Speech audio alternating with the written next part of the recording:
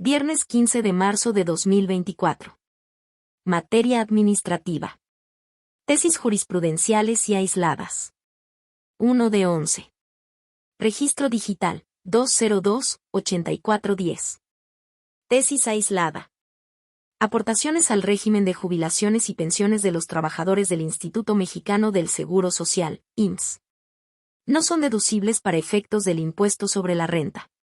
Hechos. Una persona física demandó la nulidad de la resolución que negó la devolución de saldo a favor del impuesto sobre la renta. El Tribunal Federal de Justicia Administrativa declaró su nulidad, al considerar que las aportaciones complementarias y voluntarias al sistema de ahorro para el retiro, descontadas vía nómina, son deducibles en términos del artículo 151, fracción V, de la Ley del Impuesto sobre la Renta, al ser complementarias a un plan personal de retiro, derivado del régimen de jubilaciones y pensiones que forma parte del contrato colectivo de trabajo de los trabajadores del Instituto Mexicano del Seguro Social, IMSS. Criterio jurídico. Este tribunal colegiado de circuito determina que las aportaciones al régimen de jubilaciones y pensiones de los trabajadores del IMSS no son deducibles para efectos del impuesto sobre la renta. Justificación. El régimen de jubilaciones y pensiones referido, al ser administrado por el IMSS, incumple con el requisito previsto en el artículo 151, fracción V, segundo párrafo, de la Ley del Impuesto sobre la Renta para efectos de la deducibilidad de las aportaciones de sus trabajadores, consistente en que su administración recaiga en instituciones de seguros, de crédito, casas de bolsa, administradoras de fondos para el retiro o sociedades operadoras de fondos de inversión con autorización para operar en el país, con aprobación previa del Servicio de Administración Tributaria. Segundo Tribunal Colegiado en Materia Administrativa del Tercer Circuito. 2 de 11. Registro digital, 202-8425. Tesis aislada. Devolución automática de saldo a favor. Corresponde a la persona contribuyente verificar que el número de cuenta clave y la institución bancaria capturados en su declaración son correctos. Hechos. En el juicio contencioso administrativo federal promovido contra la negativa de la devolución del saldo a favor del impuesto sobre la renta, el Tribunal Federal de Justicia Administrativa consideró que el Servicio de Administración Tributaria, SAT, tiene la obligación de verificar las cuentas bancarias capturadas por la persona contribuyente en las solicitudes de devolución realizadas a través del sistema de devoluciones automáticas, esto es, que sean correctas y que estén activas para efectuar el depósito del saldo a favor, en caso de proceder, pues dicho saldo se devolvió a la cuenta de un tercero, conforme a los datos proporcionados por la contribuyente. Criterio jurídico. Este tribunal colegiado de circuito determina que si la persona contribuyente solicita la devolución automática de saldo a favor a través del sistema automático de devoluciones del SAT, tiene la obligación de verificar que el número de cuenta clave y la institución bancaria capturados en su declaración sean correctos.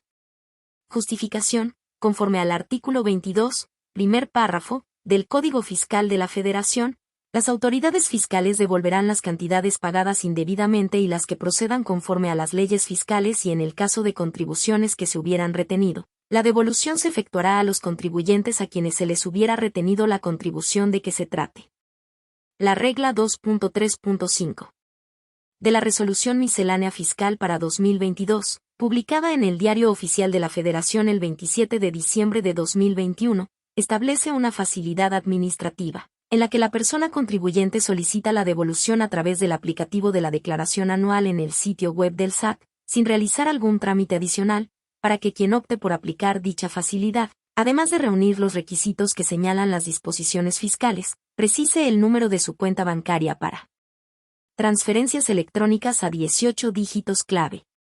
Ahora, para acceder a esa facilidad administrativa es obligación del contribuyente proporcionar ese número de cuenta, la cual debe estar a su nombre como titular y activa, e indicar la institución bancaria a la que pertenece, comprobación que está a su cargo, pues el legislador le impuso en los artículos 22, séptimo párrafo y 22b del indicado Código Tributario, el deber de proporcionar la cuenta cuya titularidad reconoce y autoriza que en ella se deposite el monto a devolver, en caso de que proceda. Consecuentemente, no es obligación de la autoridad fiscalizadora verificar los datos referidos, sino de la persona contribuyente, por ser un requisito primordial para la devolución automática de saldo a favor. Segundo Tribunal Colegiado del 23º Circuito. 3 de 11. Registro digital, 202-8429. Tesis jurisprudencial. Excepción al secreto bancario. Alcances de la expresión para fines fiscales, prevista en la fracción 4 del artículo 142 de la Ley de Instituciones de Crédito. Hechos. La Secretaría de Hacienda y Crédito Público ejerció sus facultades de comprobación para verificar el cumplimiento de obligaciones fiscales a cargo de una persona, por lo que solicitó a la Comisión Nacional Bancaria y de Valores que le remitiera información sobre sus cuentas bancarias. Esa solicitud la realizó sin autorización judicial, pues así lo permite el artículo 142, fracción 4, de la Ley de Instituciones de Crédito. Al contar con esa información, la citada Secretaría formuló querella ante el Ministerio Público en contra de la persona investigada porque advirtió la probable comisión de un delito fiscal. La autoridad ministerial inició una carpeta de investigación y posteriormente utilizó la información bancaria recabada para judicializar el asunto, solicitar audiencia inicial y formular imputación. El juez de control que conoció del caso vinculó a proceso a la persona referida por la comisión de un delito equiparable a la defraudación fiscal. En contra de esa determinación, la persona imputada promovió un juicio de amparo indirecto en el que reclamó la inconstitucionalidad de la citada norma porque considera que vulnera su derecho a la vida privada, pues permite rendir información bancaria sin control judicial previo. El juez de distrito negó el amparo porque consideró que la norma impugnada es constitucional. Inconforme con esa resolución, la parte quejosa interpuso un recurso de revisión en el que insistió en ese reclamo de inconstitucionalidad. El Tribunal Colegiado del Conocimiento remitió el asunto a este alto tribunal para resolver esa cuestión. Criterio jurídico, la expresión para fines fiscales, prevista en la fracción 4 del artículo 142 de la Ley de Instituciones de Crédito, significa que la Secretaría de Hacienda y Crédito Público está facultada para requerir información bancaria, sin autorización judicial previa, exclusivamente para la investigación, fiscalización o comprobación de las obligaciones fiscales del titular, cliente o deudor de las entidades bancarias en su condición de contribuyentes. Justificación. La Secretaría de Hacienda y Crédito Público es el órgano público que garantiza el sistema tributario y defiende el patrimonio de la nación mediante el control, verificación, vigilancia, inspección, comprobación o liquidación del cumplimiento de las obligaciones tributarias. Para lograr lo anterior, la autoridad hacendaria lleva a cabo procedimientos administrativos de fiscalización a través de los cuales puede comprobar que se cumplan las disposiciones fiscales que aseguran el equilibrio del sistema tributario. Dentro de dichos procedimientos se encuentra la facultad prevista en el artículo 142, fracción 4, de la Ley de Instituciones de Crédito, a través de la cual la autoridad hacendaria puede requerir información bancaria de las personas contribuyentes a través de la Comisión Nacional Bancaria y de Valores. Por esa razón, cuando la fracción señalada dispone que dicha facultad debe ejercerse para fines fiscales, significa que la información bancaria que se solicita únicamente puede ser utilizada para la investigación, fiscalización o comprobación de las obligaciones fiscales del titular, cliente o deudor de las entidades bancarias en su condición de contribuyentes, pues precisamente a partir de la información bancaria aportada, es que la autoridad hacendaria puede cumplir con su función de proteger la recaudación de impuestos y comprobar el cumplimiento de las obligaciones fiscales. Primera Sala. 4 de 11. Registro digital, 202-8432. Tesis jurisprudencial. Improcedencia del juicio de amparo indirecto por cesación de efectos. No se actualiza la causal prevista en el artículo 61, fracción 21, de la Ley de la Materia, cuando se reclama la omisión de pago oportuno de la pensión jubilatoria, aunque durante el juicio la autoridad demuestre haber cubierto el específicamente mes reclamado. Hechos. Los tribunales colegiados de circuito contendientes sostuvieron posturas contrarias al analizar si se actualiza la causa de improcedencia del juicio de amparo prevista en la fracción 21 del artículo 61 de la Ley de Amparo, a partir del análisis de los efectos de los actos reclamados consistentes no solo en el retraso en el pago de la pensión jubilatoria correspondiente al mes especificado en la demanda, sino también en la omisión del pago oportuno de los meses subsecuentes. Mientras que uno consideró que no bastaba con recibir el pago de la pensión correspondiente al mes cuyo pago tardío fue reclamado, porque también se habían reclamado los subsecuentes. El otro estimó que con dicho pago tardío cesaron los efectos del acto, pues no subsistía la omisión o retención reclamada, y por lo que hacía a los restantes, se trataba de actos futuros e inciertos. Criterio jurídico. el Pleno Regional en materia administrativa de la región Centro-Norte, con residencia en la Ciudad de México, determina que cuando se reclama la omisión en el pago oportuno de la pensión jubilatoria por el periodo especificado en la demanda, así como los subsecuentes, y el ente asegurador cubre durante el juicio de amparo, el primero, no es dable estimar que ello conlleve la actualización de la hipótesis de improcedencia por cesación de efectos prevista en el artículo 61. Fracción 21, de la Ley de Amparo. Justificación. Los efectos del acto reclamado consistentes en el pago tardío de la pensión jubilatoria, tanto del periodo precisado en la demanda como de los subsecuentes, no cesan con el pago del primero de ellos, el cual constituye el punto de inicio de los efectos futuros de los periodos subsecuentes. Al ser el propósito de la improcedencia prevista en el precepto citado la imposibilidad de concretar el fin que justifica la existencia e importancia del juicio de amparo, que es obtener la reparación constitucional, no se actualiza en ese caso tal imposibilidad, pues aun cuando la autoridad demostrara que por el específico mes cuya omisión se reclamó ya ha efectuado el pago, ello no puede generar la destrucción total de los efectos de su atraso y de los subsecuentes, en tanto que estos sí encuentran materia para el amparo, ya que dado el ámbito protector del juicio constitucional y la periodicidad de la pensión jubilatoria cuyos pagos atrasados se reclamen, los efectos no cesan de manera inmediata y total. Pleno Regional en materia administrativa de la región Centro-Norte, con residencia en la Ciudad de México. 5 de 11. Registro Digital, 202-8433. Tesis aislada. Impuesto al valor agregado. La tasa del 0% de esa contribución es aplicable a la asistencia técnica. Hechos. Una persona moral solicitó la devolución por concepto de impuesto al valor agregado al estimar que si su trabajo fue exportado, le es aplicable la tasa del 0% que prevé el artículo 29, fracción 4, inciso A, de la ley relativa. El Servicio de Administración Tributaria se la negó, por lo que promovió juicio de nulidad, en el que el Tribunal Federal de Justicia Administrativa declaró la validez de la negativa, al considerar que si bien sus servicios fueron exportados, no constituyeron asistencia técnica en términos del artículo 15b del Código Fiscal de la Federación, al ser conocimientos que generaron productos patentables. Criterio jurídico. Este tribunal colegiado de circuito determina que a la asistencia técnica le es aplicable la tasa del 0% de impuesto al valor agregado. Justificación. El artículo 15b, último párrafo, del Código Fiscal de la Federación define a la asistencia técnica como la prestación de servicios personales independientes por los que el prestador se obliga a proporcionar conocimientos no patentables, que no impliquen la transmisión de información confidencial relativa a experiencias industriales, comerciales o científicas, obligándose con el prestatario a intervenir en la aplicación de dichos conocimientos.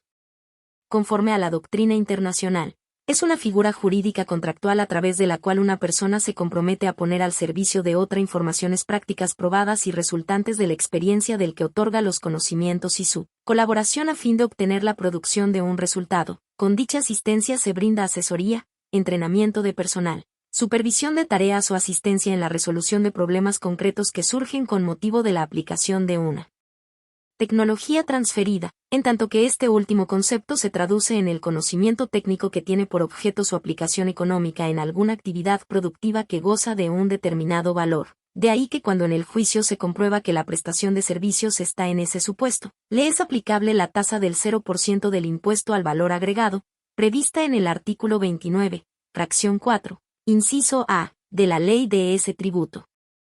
Primer Tribunal Colegiado en Materia Administrativa del Tercer Circuito. 6 de 11. Registro Digital, 202-8434. Tesis aislada. Juicio agrario. El artículo 1 del Código Federal de Procedimientos Civiles, de aplicación supletoria a la ley de la materia, no faculta al Tribunal Unitario Agrario para ordenar su archivo por el hecho de que la parte actora haya omitido desahogar una prevención. Hechos. La persona quejosa promovió juicio de amparo directo en contra de la resolución del Tribunal Unitario Agrario, mediante la cual hizo efectivo el apercibimiento relativo a que en caso de no realizar alguna manifestación respecto a la información que se le remitió, se archivaría el juicio agrario que promovió como total y definitivamente concluido por falta de interés, en términos del artículo 1 del Código Federal de Procedimientos Civiles, de aplicación supletoria a la ley agraria. Criterio jurídico. Este tribunal colegiado de circuito establece que el artículo 1 del código citado no faculta al Tribunal Unitario Agrario para ordenar el archivo del juicio agrario por el hecho de que la parte actora no haya desahogado una prevención.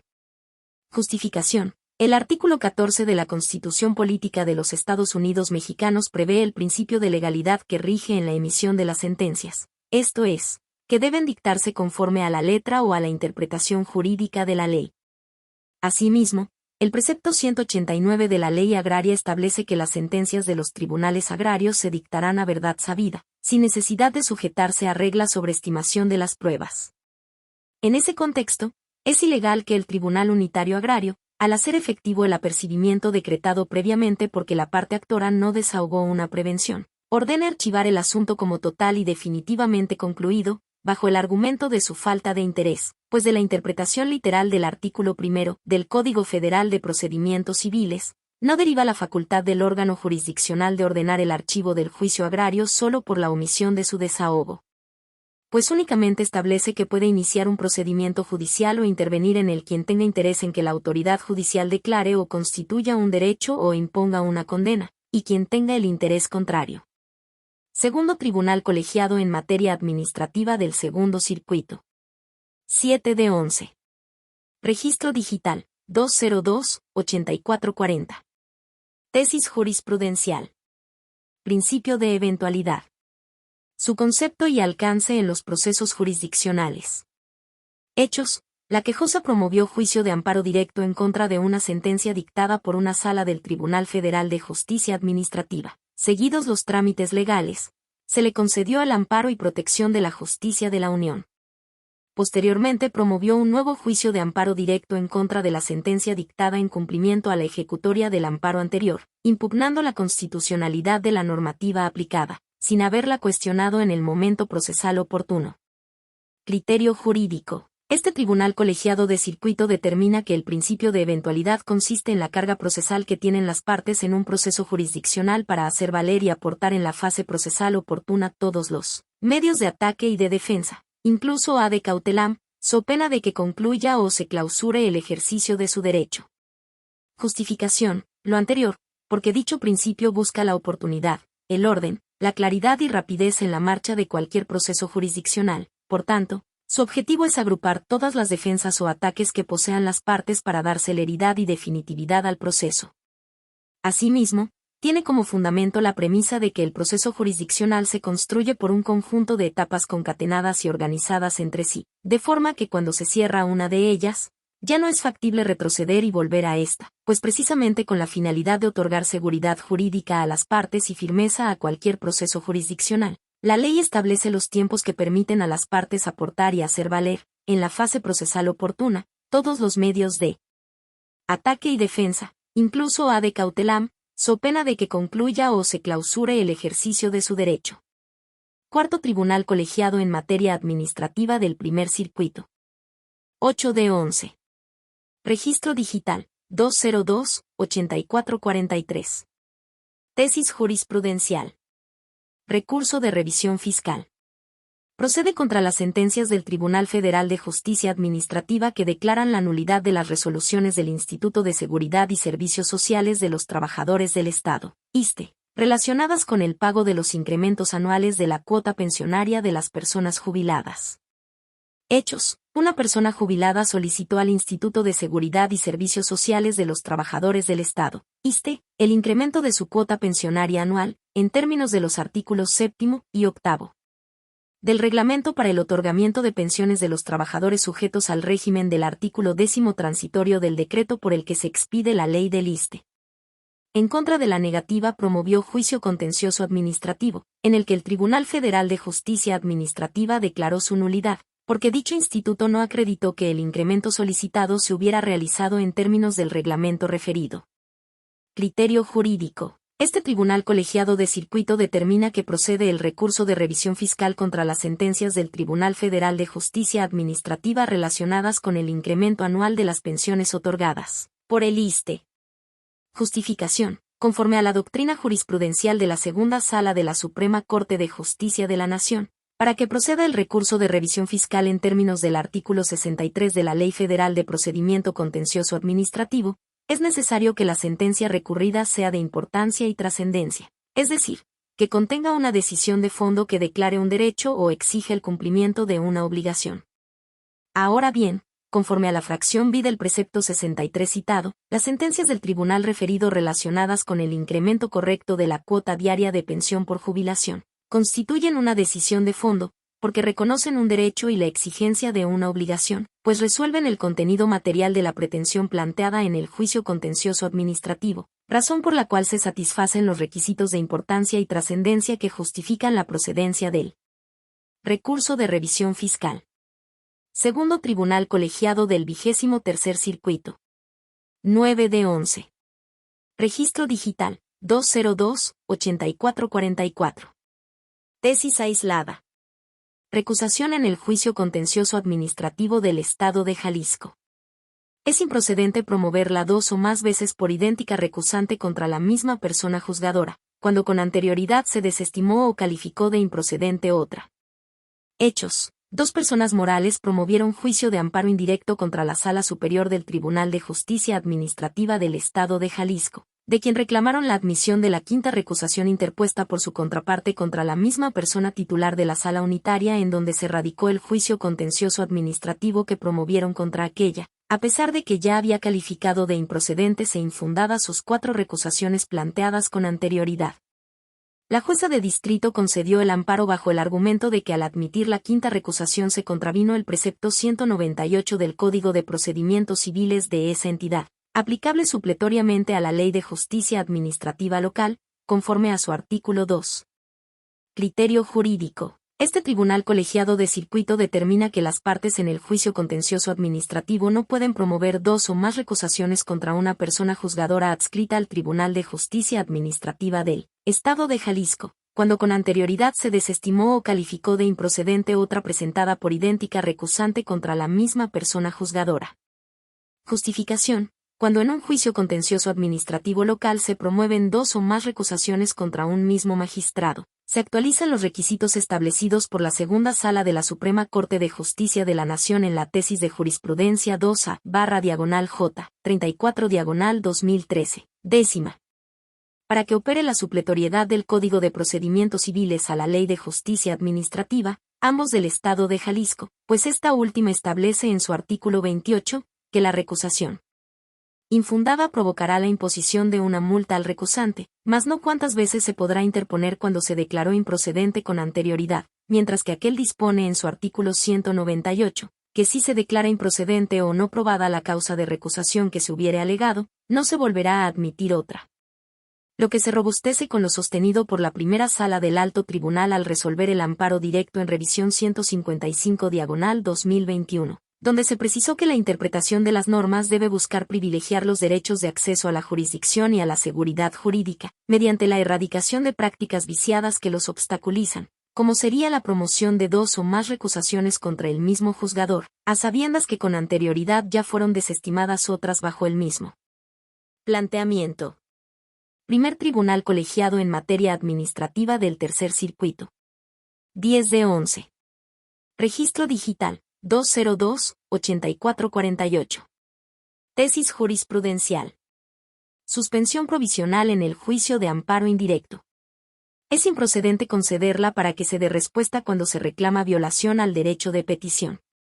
Hechos. Los tribunales colegiados de circuito contendientes interpretaron la jurisprudencia 2A/J 22/2023, 11ª. De la Segunda Sala de la Suprema Corte de Justicia de la Nación para analizar si procede otorgar la suspensión para el efecto de que la autoridad responsable otorgue una respuesta, cuando se impugne la omisión de contestar un escrito en el ejercicio del derecho de petición, y llegaron a conclusiones opuestas.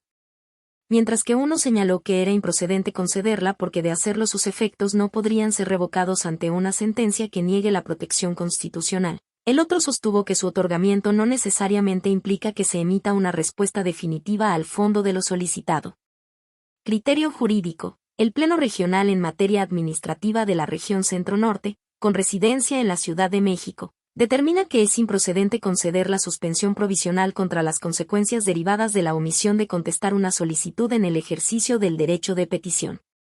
Justificación. El artículo 147 de la Ley de Amparo prevé que la suspensión como medida cautelar puede concederse con efectos conservativos o de tutela anticipada. La Segunda Sala de la Suprema Corte de Justicia de la Nación en la jurisprudencia 2A/J 22/2023, 11ª. Interpretó el primer párrafo de la norma citada en el enunciado conservar la materia del amparo hasta la terminación del juicio de ese precepto, y estableció los parámetros que deben tomarse en cuenta al analizar la posibilidad de conceder la suspensión con efectos restitutorios, ante la eventualidad de que con ello se deje sin materia el juicio de amparo principal, que se trate de un beneficio transitorio que pueda ser revocado con la sentencia de fondo que se dicte y, en sentido opuesto, cuando ese beneficio no sea transitorio o definitivo, que no podrá ser revocado aun cuando se niegue el amparo. De esta forma, cuando se solicita la suspensión por las consecuencias derivadas de la omisión de contestar un escrito de petición es improcedente concederla con efectos restitutorios para que se otorgue una respuesta, porque en ese caso se trata de una excepción a la regla general, ya que se otorgaría un beneficio definitivo que no podría ser revocado ante una eventual negativa del juicio de amparo en lo principal, al haberse producido la respuesta. Pleno Regional en materia administrativa de la Región Centro-Norte, con residencia en la Ciudad de México. 11 de 11. Registro digital, 202-8449. Tesis jurisprudencial. Suspensión provisional en el juicio de amparo indirecto. Es improcedente contra el ejercicio de las facultades de la Unidad de Inteligencia Financiera y Económica Estatal. Artículo 28 del Reglamento Interior de la Secretaría de Finanzas y Tesorería General del Estado de Nuevo León, vigente hasta el 15 de mayo de 2023. Hechos. Los tribunales colegiados de circuito contendiente sostuvieron criterios divergentes al analizar si se sigue perjuicio al interés social o se contravienen disposiciones de orden público, de otorgarse la suspensión provisional para paralizar los efectos y consecuencias de la aplicación de diversas fracciones del artículo 28 del Reglamento Interior de la Secretaría de Finanzas y Tesorería General del Estado de Nuevo León, vigente hasta el 15 de mayo de 2023, que facultan a la Unidad de Inteligencia Financiera y Económica Estatal para requerir información a los contribuyentes relativa a su contabilidad y demás documentos o informes. Mientras que uno estimó que no se satisfacía la condición referida por lo que resultaba improcedente conceder la suspensión provisional, el otro consideró lo contrario y la otorgó. Criterio jurídico. El Pleno Regional en materia administrativa de la Región Centro-Norte, con residencia en la Ciudad de México, determina que es improcedente conceder la suspensión provisional en contra de los efectos y consecuencias del acto de aplicación de diversas fracciones del citado artículo 28, que facultan a la Unidad de Inteligencia Financiera y Económica Estatal para requerir información a los contribuyentes relativa a su contabilidad y demás documentos o informes, porque no se satisface el requisito previsto en el artículo 128, fracción 2, de la Ley de Amparo. Justificación. Con el otorgamiento de la suspensión provisional se seguiría perjuicio al interés social y se contravendrían disposiciones de orden público, pues se permitiría a los quejosos evadir las facultades de verificación conferidas a las autoridades hacendarias relacionadas con la revisión del cumplimiento de sus obligaciones fiscales, financieras y patrimoniales, lo que paralizaría el procedimiento de comprobación e investigación respectivo, cuyo objeto es determinar el debido acatamiento de las disposiciones en materia fiscal de los contribuyentes y, en su caso, la denuncia ante su incumplimiento. Pleno Regional en materia administrativa de la Región Centro-Norte, con residencia en la Ciudad de México.